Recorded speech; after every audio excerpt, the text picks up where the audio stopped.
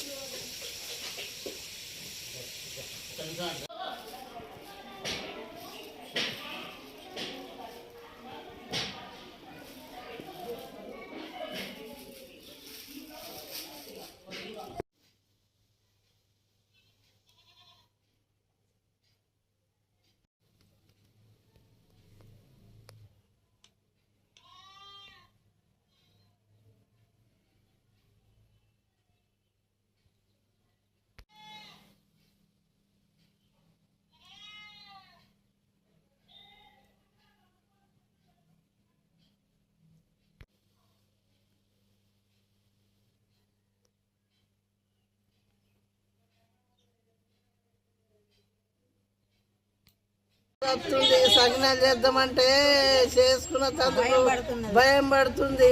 ఆ కోతులకు కావాలంటేనే సకినాలు చేసుకున్నాడు, లేకపోతే లేదు. అవి ఎత్తుకపోతాయో ఏం ఆగం చేస్తాయో అని భయం పడుతుంది. కోతులు బాగా ఘోరం చేస్తున్నాయి, మనిషి ఉండగా కూడా దొక్కుతున్నాయి. కోతులు మీద పడుతున్నాయి, గీరుతున్నాయి.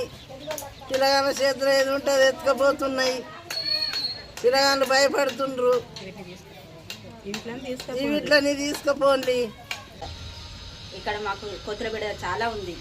ఇప్పుడు మాకు సంక్రాంతి సకినాలు చేసుకోవాలంటే కనీసం ఇంట్లో ఒక 5-6 ఉండాలి. అందులోనూ మగవాళ్ళు ఖచ్చితంగా ఉండాలి. మగవాళ్ళు లేకపోతే ఆ సకినాలు అనేటిగానే కావు. సంక్రాంతి అంటేనే సకినాలు ఫేమస్, కానీ ఇక్కడ కోతులే ఫేమస్ అయిపోయినాయి మా సకినాల కంటే. కాబట్టి మాకు ఈ కోతుల నుంచి చాలా విముక్తి చేయాలని ఈ గవర్నమెంట్ వారిని కోరుకుంటున్నాను.